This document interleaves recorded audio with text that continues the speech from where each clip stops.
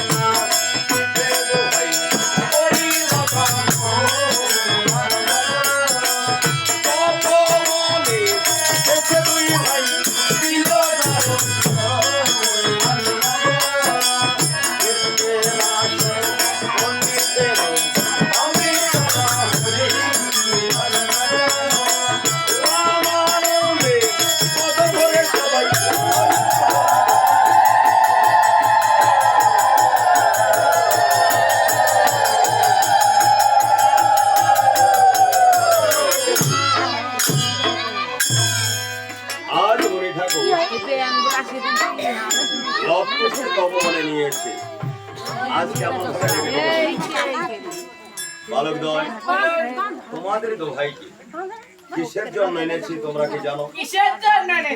আচ্ছা তোমাদের দোহাইকে যদি কেহ তাড়া করে তখন তোমরা কি করবে? তাহলে আমার এই বোনকে রক্ষা করবে, আমি রক্ষা করব।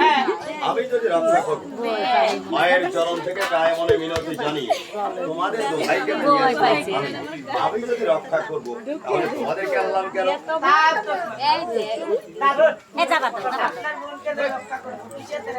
এইবার একটা কাজের কথা বলি, এই বোনকে রক্ষা করতে হলে অর্থের প্রয়োজন। তাহলে তোমরা তো ভাই এক কাজ করো, ওই যে অদূরে দেখা যায় সরজ নদী, এই নদীতে গিয়ে তোমরা তো ভাই স্নান করে এসো, আমি অস্ত্রের ব্যবস্থা করব। স্নান করতে হবে আগে বলবেন না, তখন 4 বার স্নান করে দেবেন। দাদা চলো গরম করেছে বিধি সবাই ছবেন না। লব স্নান করতে গিয়েছে, এদিকে মনি ঠাকুর পুর বনে গিয়ে কিছু কুশ কেটে একত্রিত করে দুইটা ধনুর্বাণ এবং গান্ডীব তৈরি করে বসে আছেন। এমন সময় লক্ষ্য দাদু হ্যাঁ। সিনান করেছে। এই দেখো আমি তোমাদের দু ভাইয়ের জন্য কেমন অস্ত্র বানিয়ে দাদা রেখেছি। দেখো তো হ্যাঁ, তা হবে কেন? কি রকম অস্ত্র? এটাতে কি করতে হয়? এটাকে দিয়ে শত্রুকে প্রতিহত করতে হয়। আপনার পেট খারাপ না আপনার মাথা খারাপ? এই আমার পেট খাবে। ওটা তো কোনো দুধ বলি নাই। তো পাল কথার অর্থ তো বুঝলাম না। ওরা আইসি মারি। আইসিমার খাইছে। লাফুস হ্যাঁ এই জগতের বুক থেকে যার একবার জীবনের আইসিমার খায় সে কি আর উঠে কথা বলতে পারে রে? তোমরা বলছো আমার এই বানের আইসিমার হ্যাঁ সিমাই খাইছি এই বানে এখনই শক্তি ফিরে পাবে। বললাম না পেট খারাপ না মাথা খারাপ কিভাবে কিভাবে? হ্যাঁ আমার কাছে আছে ব্রহ্ম মন্ত্র। হ্যাঁ এই মন্ত্র যদি আমি তোমাদের কর্ণমূলে প্রদান করি হ্যাঁ আর এই মন্ত্র উচ্চারণ করে যখন তোমরা ধনুকে দেবে টঙ্কর, দেখবে দেখতে দেখতে স্বর্গ মর্ত পাতাল একবার তাড়াতাড়ি শিখে যাও এখনই এখনই বিলম্ব করো। মোটাও না চিন্তা করতে পারছেন স্বার্থ ছাড়াই জগতে কেউ চলে। মোটেই না স্বার্থ ছাড়া শুধু একজন চলে। ছেলেও নরমা এই, সে আবার মা। বিনা স্বার্থেই জগতে সবার মাই চলে, যার যার সন্তানের কাছে, অন্য কারো কাছে কিন্তু নয়। এমন যে আপনার আদরের স্বামী, যার জন্য আপনি হস্তে শাখা করতে পেরেছেন, কপালে সিঁদুর নিতে পেরেছেন, সেই স্বামীর কাছেও কোনো নারী বিনা স্বার্থে থাকে না। স্বামীর কাছে সারাদিন বায়না আছে, আরো তো বায়না আছে, যার কোনো কিছুর অভাব নেই, সেও স্বামীকে ভালোবেসে বলে, স্বামী তুমি আমায় একটা হীরের নেকলেস বানিয়ে দাও। তাহলে স্বার্থ ছাড়া কে চলে? শুধু মা। নকুল একটা গান করেছে না, ওরে স্বার্থ ছাড়া দুনিয়াতে কেউ ভালোবাসে না, ওরে স্বার্থ ছাড়া বন্ধু বান্ধব কাছে আসে না, স্বার্থ ছাড়া ভালোবাসে শুধু আমার মা। আসেন একটা গান, শুধু স্বার্থ ছাড়াই জগতে একজনই চলে, সে হলো যার যার মা। পিতাও কিন্তু নয়, মা আর বাবা কিন্তু আলাদা নয়, একই সম্মানের অধিকারী, কিন্তু পিতা সন্তানের কাছে বিনা স্বার্থে চলবে। তার কাছে অনেক চাওয়া পাওয়ার আছে, কিন্তু মায়ের চাওয়া পাওয়ার নেই। তার কারণ মা এখন দুধ দূর করে তাড়িয়ে দেবে, একটু পরে ওই মা ওই সন্তানকে আবার এনে কোলের পরে বসিয়ে দুগ্ধ পান করবে।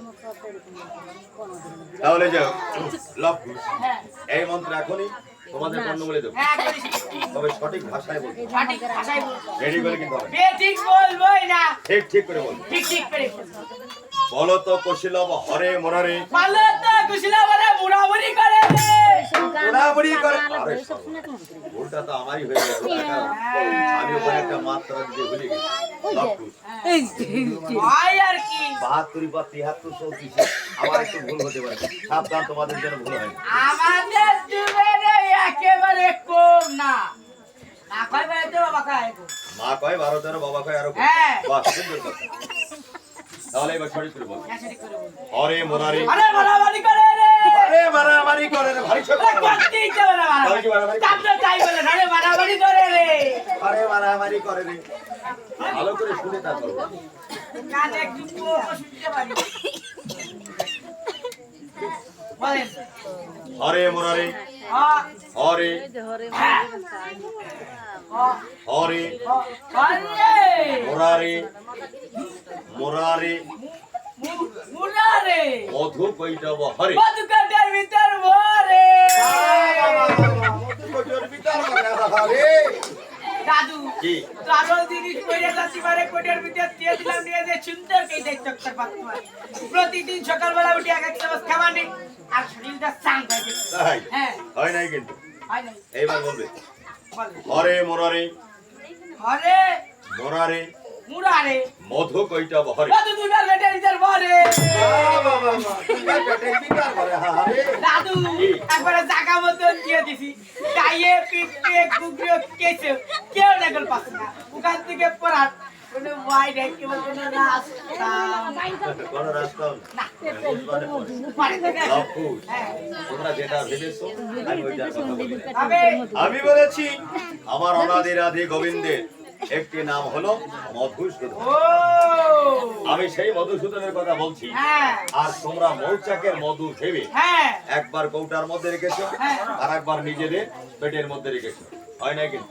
হেরে যান তার মানে আর কাছে চলে যান একবার না পারলে দেখো তো। 100 বার অবশ্যই। পারে না বার চেষ্টা তো করি বাহ, সুন্দর কথা। তাহলে এবার বলবে এই কয়েকটাও পিছনে দেখ, মানে ওইটার আসলে আমাদের সমস্যা। আপনি যদি গান করেন আপনার সমস্যা হবে। তাহলে এবার সঠিক করে বলবেন। হ্যাঁ হরে মোরারে আরে মুরারে মধু কৈটব হরে মধু কৈটব কই দেব হরে হরে গোপাল গোবিন্দ গোপাল গোবিন্দ মুকুন্দ সৌরে মকন্দ সাউরে সাউরে। এ যে মোহাম্মদ মোহাম্মদ আকন্দ শাহ মুকন্দ শাহ ক্ষুদিরাম শাহ নিরাশা ইয়া সাই ভাই ওরা কি করে? মটকা তিনে খেলা বাদাম কুকুরি দিলা পিকুর তো বাতাসা হিসাব বানাই যা কোন জায়গায়? আর ওই যে বিরিদি নিচে আমরা খাইছি।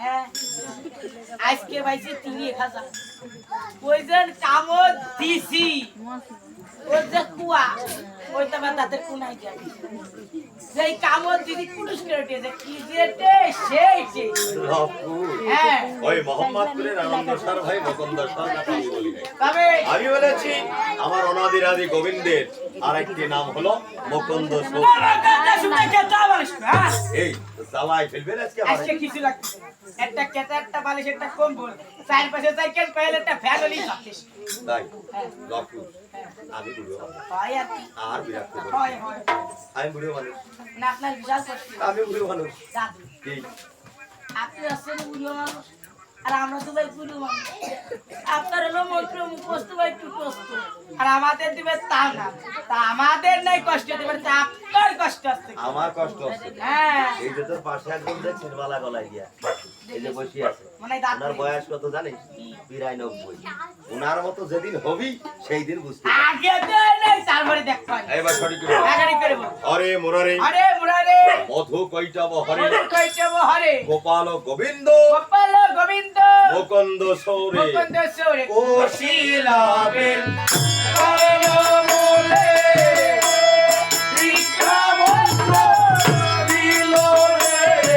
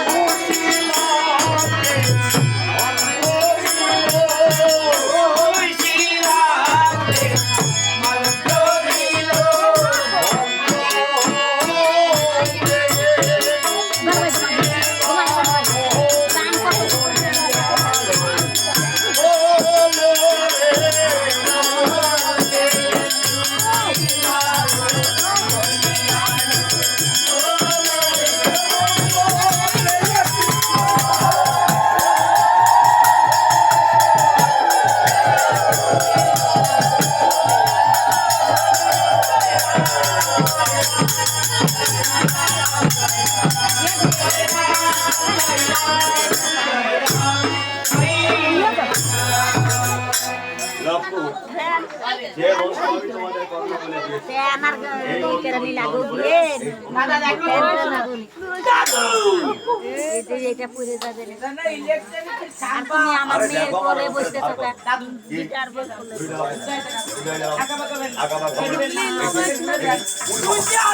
এই তো ওই নিয়ে আইছা সামনে তাহলে আমার ভক্ত পুষ্ট হয়ে এ পরীক্ষা করতে এই বড় বাজে কাকে বাবার কাকেতে পরীক্ষা করতে দে মামা বুদ্ধিরে না সঠিক যাচাই করে নেবো না। কথাটা তো মন্দ নয়, পরীক্ষা করতে হলে তো গুরুর পর্যায়ে করতে হয়।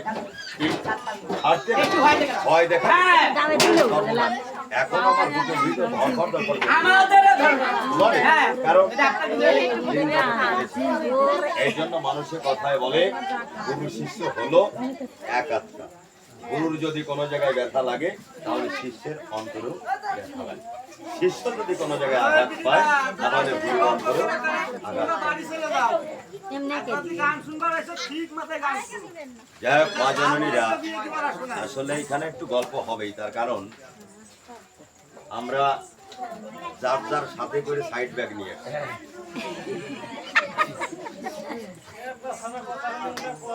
অর্থাৎ আমাদের যে অ্যাটাচি ব্যাগ আপনারা সাথে করে নিয়ে আসছেন, এটা আনতেও হবে, তার কারণ ওদেরই শোনার সময়। তবে যার যার সন্তানকে একটু আঁকড়ে ধরে রাখবেন, তার কারণ এই নামে যদি বিঘ্ন ঘটে তাহলে মহা পাপ হয়। আপনাদের থেকে আমার বেশি হবে, ঠিক আছে? আর আমাদের এই কীর্তন মনে করেন প্রতিনিয়তই করতে হয়, দুই একদিন বাদ যায়। কণ্ঠকেও ধরে রাখতে হয়, তার কারণ আগামীকাল কি গান করব সেখানে যে আপনারা যদি জোরে কথা বলেন তাহলে আমার কণ্ঠ আরো জোরে বলতে হবে। এখানে যদি কণ্ঠ বসিয়ে যায় তাহলে আগামীকাল যেখানে যাবো সেখানে কিন্তু আমি সেখানে নাম করতে পারবো, ওখানে আমার মাইনাস হয় না, ঠিক আছে? এই জন্য আমাকে একটু সাহায্য করবেন, আপনারা কথা একটু কম বলবেন, যত কম বলবেন আপনাদের মঙ্গল হবে। তখন রাম মঙ্গল শ্রবণে সশরীরে স্বর্গবাস। এটা শাস্ত্রের কথা, এটা আমার কথা নয়। রাম মঙ্গল শ্রবণ করলে সশরীরে স্বর্গবাস হয়। আর যে কীর্তন করে তারও তো হয় নাকি? আপনাদের জন্য কিন্তু আমি হয়তো যেতে পারবো আপনাদের সাথে, আপনারা যদি আমাকে নিয়ে যান। তাই যাই হোক, কথা একটু কম বলবেন। বড় আসর হয়েছে, মাইক হলে ভালো হতো। যদি সাউন্ড সিস্টেম হতো তাহলে কেউ কথা বলতো নয়, বললেও ওটা কানে আসতো না।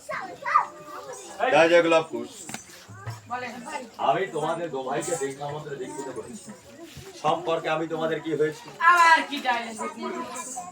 দাদু বলেন নাকি যায় নাকি? দাদু ছিলাম আমি অগ্রে, এখন কি হয়েছে? আরে দাদু তো দাদুই থাকে, দাদু বলেন নাকি যায় নাকি? আমি এখন তোমাদের গুরুদেব হয়েছি। গুরুদেব। হ্যাঁ, গুরুদেব।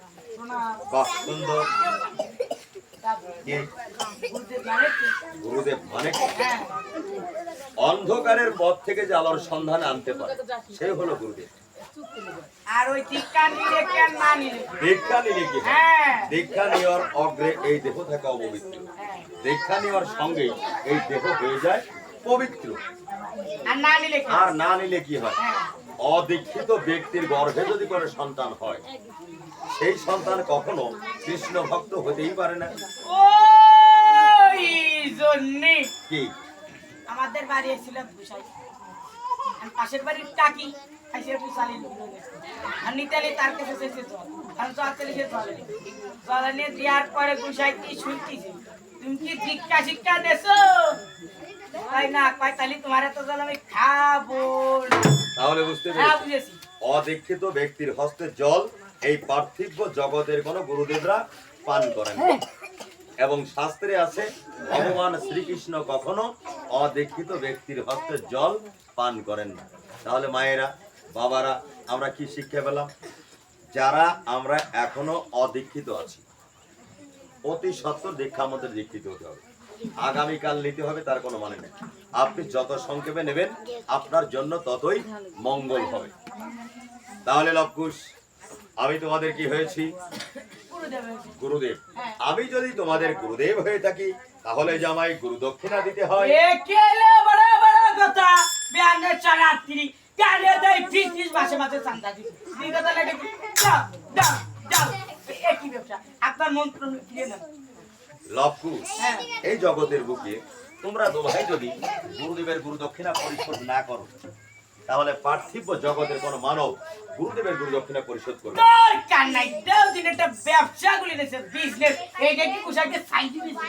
হ্যাঁ, আপনি জানেন না আমাদের মা কাঙালি ওয়াবাদানি বসুনবাসিনী ভিখারি, আমরা কোথায় গুরু দক্ষিণা কোথা থেকে এনে তোমাকে দেবো? হ্যাঁ, সুন্দর কথা বলেছে। আমি জানি তোমাদের মাতা অভাগিনী, কাঙালিনী, ভিখারিনী, বনবাসিনী, এটা সত্য কথা। তবে লবকুশ, এই দেখো আমার তপবনে কত মুনি ঋষিগণ যজ্ঞ করে বসে আছে। তোমরা দোহাই বিনার টানে টানে রাম গুণগান গাইতে গাইতে সমস্ত মুনি ঋষিগণের দ্বারে ভিক্ষা করতে যাবে। কেহ তোমাদের দোহাইকে খালি হাতে ফিরিয়ে দেবে না। তবে যাই 2-4 নোটও দেবেন না। শুধু ভক্ত সজ্জন মন্ডলী এবং ভক্তিমতী মহিলা লবকুশ গুরু দক্ষিণা দায়িত্বে গেছে। আপনাদের দ্বারা দ্বারে যাবে, যে যা পারবেন দান করবেন।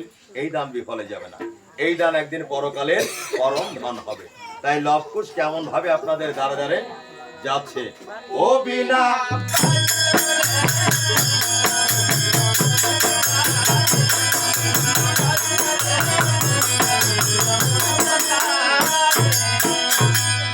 প্রথম কানে